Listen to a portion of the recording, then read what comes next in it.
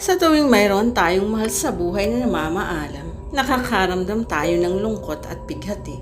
Iyong tipong hindi natin tanggap ang kanilang pagpanaw. Mayroong masyado pang maaga upang mamaalam. O kaya na may mga bagay tayong hindi pa nasasabi o nagagawa para sa kanila. Naroon na yung pagsisisi na sana pala. Nasabi mo na ang mga nais mong sabihin noon pa. Noong may pagkakataon ka pa. Pero ano kaya ang pakiramdam ng mga mahal natin sa buhay sa kanilang paglisan? Malungkot ba sila dahil tapos na ang kanilang oras sa mundong ibabaw? Masaya dahil makakapiling na nila ang poong may kapal? O di kaya ay nagdadalamhati dahil maiiwan nila ang kanilang mga mahal sa buhay? Marahil ay sila lang ang makakasagot ng mga katanungang iyan. Ngunit marami na sa atin ang nakaranas na dalawin ng kanilang mga yumao. Mayroong habang nakaburol pa at mayroon din namang pagkatapos ng libing. Kadalasan ay sa panaginip sila nagpapakita at isasama ka sa kanilang pupuntahan. Noong mamatay ang aking lolo'y ilang beses nitong dinalaw ang aking pinsang si Gibo. Ito kasi ang pinakamalapit sa aming lolo. Kahit noong bago siya mamatay, ay si Gibo ang kanyang bukang bibig. Marami siyang bilin at hindi nawawala roon ang aking pinsan. Sige po, wala nang nanay yan, kaya alagaan ninyong mabuti kapag wala na ako. Bantayan niyo yung pag-aaral niya para magkaroon na ng engineer sa pamilya natin. Iyan sa mga huling salitang binitiwan niya bago tuluyang malagutan ng hininga. Habang nakaburol si Lolo, ay sama-sama kaming magpipinsan na natutulog sa isang kwarto. Nang sumapit ang madaling araw, ay nagising kami sa iyak ni Gabo. Tinatawag niya ang pangalan ng aming lolo habang inaangat ang kamay na para bang may inaabot. Maya-maya pa'y tulog siyang bumangon at dumiretso sa bintana. Mabuti na lang at nakasara ang mga iyon, kaya hindi siya napahamak. Agad namin siyang ginising at tinanong kung ano ang kanyang ginagawa. Pinatawag na rin namin ang aming mga magulang na noon ay nasa burol ni Lolo. Maging si Ibo ay takang-taka kung bakit gising kaming lahat at nakatuon ng pansin sa kanya. Tinanong ng isa kong tita kung ano ang napanaginipan niya, ngunit wala talaga siyang maaalala. Pinatulog na lang kaming lahat at sigiwo na may kinumutan ng pulang damit. Isa rin sa mga dinalaw ni Lolo ay ang 2 taong gulang kong pinsan si Anton. Hindi pa matatas magsalita noon si Anton at isang salita pa lang ang kanyang nabibigkas. Isa na roon ang tata. Tawag niya sa yumao naming lolo. Saktong 40 days noon ni Lolo, kaya nagkaroon ng kaunting salo-salo sa aming tahanan. Nang sumapit ang gabi, nag-inuman ang mga nakatatanda. Bandang 10:00 ng gabi, inutusan ako ng papa ni Anton na bumili ng beer sa tindahan. Hindi naman masyadong malayo, pero madilim sa aking daraanan. Upang hindi matakot, ay nagpasya akong kargahin at isama si Anton papuntang tindahan. Pagdaan namin sa dilim, ay biglang nagsalita si Anton. Tata, tata. Ilang beses niyang tinawag ang pangalan ng yumao naming lolo. Nang tinan ko siya ay nakita kong itinuturo niya ang lugar kung saan madalas tumambay ang aming lolo. Sa sobrang takot ay hindi na ako dumiretso sa tindahan at bumalik na lang sa loob ng bahay. Hindi ko mapigilan ng sariling hindi kilabutan sa nangyari. Nang tanungin nila ako kung nasa na yung pinabibili nila, ikinuwento ko ang ginawa ni Anton. Ang sabi nila, nagdadahilan lang ako dahil tinatamad akong bumili. Pero hindi ko nilang pinansin iyon dahil alam kong mahirap paniwalaan. Sabi naman ni Mama, baka nagpapaalam lang sa amin si Lolo dahil yun na ang huling araw niya sa mundong ibabaw. Nang mamatay naman ang kapitbahay namin si Kuya Randy, nagpakita siya sa 2 niyang pamangkin. Una kay Princess na noon ay 3 taong gulang pa lamang. Sumunod ay kay Nika, 6 na taong gulang. Kwento sa akin ng kababata kong si Ami, na kapatid ni Princess. Noong kamamatay pa lang ng kanyang tito, ay dinalaw nito ang kanyang kapatid. Namatay si Kuya Randy sa kanyang sariling kwarto ng bandang 9:00 ng gabi. Bandang 10:00 ng magising sa mahimbing na pagkakatulog si Princess. Tito Andy, gigising ako, ika niya sa utal na paraan. Nang mga oras daw na iyon, ay hindi pa nila alam na patay na ang kanilang tito. Nagtaka silang lahat kung paano nasabi ni Princess na ginigising siya ng kanyang tito Randy, samantalang wala naman ito sa bahay nila. Lumipat na kasi sina Ami ng tirahan noon. Maya-may nakatanggap sila ng tawag mula sa isang kapamilya na kasama sa bahay ni Kuya Randy at ibinalitang pumanaw na nga ito. Nagkatinginan sila't kaagad na tinabihan ng pulang gamit ang natutulog na si Princess. Hindi man daw niya gustong matakot sa kanyang tito Randy, pero hindi niya maiwasan na kilabutan sa tuwing maiisip ang nangyaring pagdalaw nito sa kanyang bunsong kapatid. Habang nakaburol si Kuya Randy, ay dinalaw naman ito ang pamangkin si Nika. Sa Caloocan nakatira ang pamilya niya dahil noon nagtatrabaho ang kanyang ina na isang midwife. Kwento ni Kuya Romel, kapatid ni Kuya Randy, Huwebes noon at napagdesisyon nilang mag-asawa na Sabado na lang magpunta ng Marikina dahil may pasok pa ang panganay nilang anak na si Ron. Nanghihinayang din ang asawa niya sa kikitain nito sa isang araw. Pero bandang alas 8 ng gabi, habang nanonood ng telebisyon ay may itinuturo ang kanilang anak na si Nika sa pinto. Hindi nila ito pinapansin dahil abala sila sa panonood. Maya-maya pa'y naglakad ito papuntang pinto at isinisigaw ang pangalan ng kanyang tito Randy.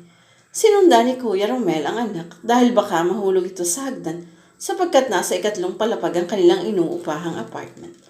Napahinto siya dahil may anino siyang nakita sa madilim na bahagi ng pasilyo. Tinitigan pa raw niya yun at nung lalapitan na bigla itong naglaho. Sino ba yung tinatawag mo? Tanong niya sa anak. Si Tito Randy po, tinatawag ako. Kinilabutan siya sa binanggit ng anak dahil seryoso ito at walang kaalam-alam na pumanaw na ang tiyuhin. Dahil doon, nagpasya sila na magpunta kagad sa Marikina ng gabing iyon. Sa burol ay napag-alaman nila na bago pala mamatay si Kuya Randy ay bukang bibig nito ang mga pamangkin.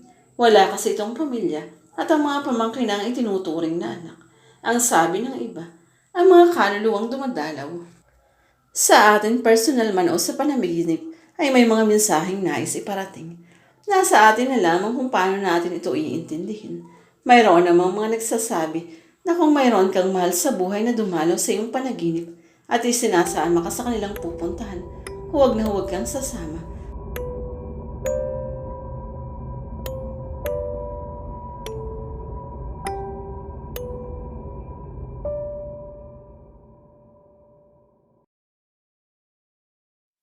Hindi na bago sa akin ang mga kwentong kababalaghan. Marami na rin kasing nakakatakot na kwento ang aking narinig.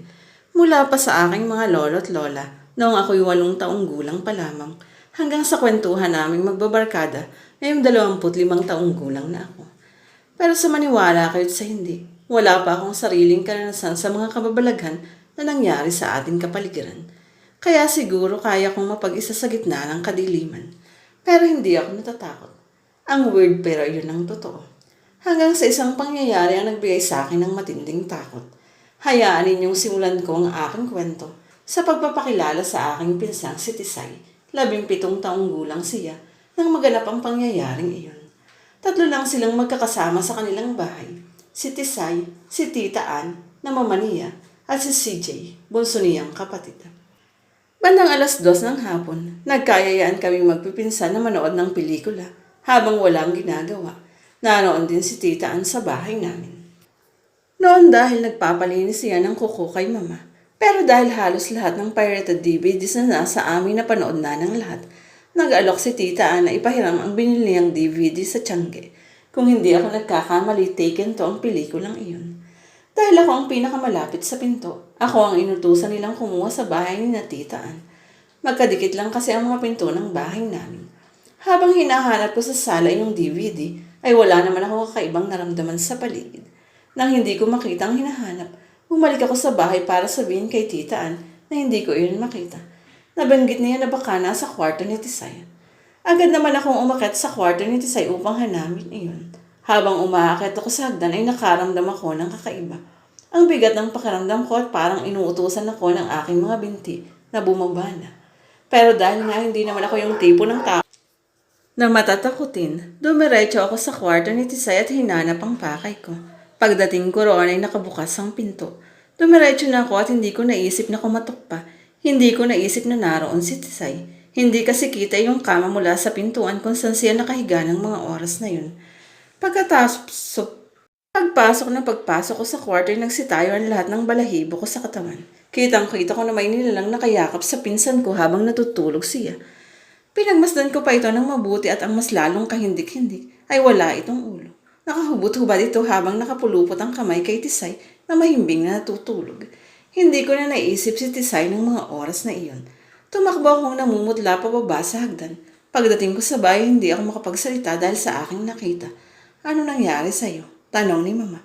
Puntahan niyo si Tisay. May lalaki sa kwarto niya. Sigaw ko. Hindi ko na masyadong naipaliwanag pero yun na lang ang nasambit ko. Hingal na hingal ako habang ang mga pinsan ko na may nagtataka. Ano nangyari sa Jack? Usisa ni Kuya. Ang panganay sa aming magpipinsan. May nakita ako sa kwarto ni Tisay. Ano? Tanong nilang lahat. Nakita ko si Tisay na nakasimangot. Mukhang galit dahil sa pagising sa kanya ni Tita Ann. Nakita ko na may nakayakap sa kanya kanina habang tulog. Tinignan ni Tita Ann si Tisay ng masama.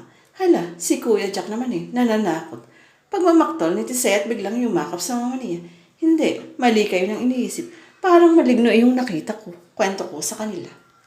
Sigurado ka ba? Anong hitsura? Tanong ni Tita Ann. Pumikit ako bago ko sabihin ang nakakatakot na hitsura ng nakita ko. Mabalbon siya at walang ulo. Basta, medyo hindi malinaw dahil nga tumakbo ka agad ako pababa pero parang wala siyang ulo. Sino? Si Tisay o yung nakayakap sa kanya? Nag-aalalang tanong ni Tita. Yung nakayakap sa kanya. Pagkatapos marinig ang kwento ko ay nagbahagi na si Tisay ng kanyang mga naranasan sa kwartong iyon, maging si Tita Ann. Madalas akong magising ng madaling araw na nakababa ang aking shirt. Hindi naman ako natatakot dahil mag-isa lang ako sa kwarto at nakalakang bintana. Inisip ko na baka ako ang may gawa nun habang tulog. Noong isang buwan naman nakataas yung pang-itaas kong damit. Nakalabas na yung bra ko. Palagi kong binabalik wala. Kwento ni Tisay sa amin. Ako rin, noon madalas akong magising na nakabukas ang zipper o kaya nakababa ang shirt ko. Sa akin bali wala lang naman. Pagbabahagi ni Tita Ann. Noong kumalat ang kwentong iyon, ay iba't ibang bersyon ang lumabas kung ano at sino ang lalaking nakita ko sa kwarto ni Tisay. May nagsasabi na iyon daw ay isang maligno. May nagsasabi naman na iyon daw ay isang incubus, isang klase ng demonyo na nakikipagtalik sa babae kapag tulog. Simula na mangyari iyon, doon na rin natutulog si Tita Ann sa kwarto ni Tisay. Pero ang huling kwento sa akin, nakararanas pa rin daw sila ng ganong pangyayari. Nagigising pa rin silang mag-ina na nakabukas ang zipper o kaya naman ay nakababa.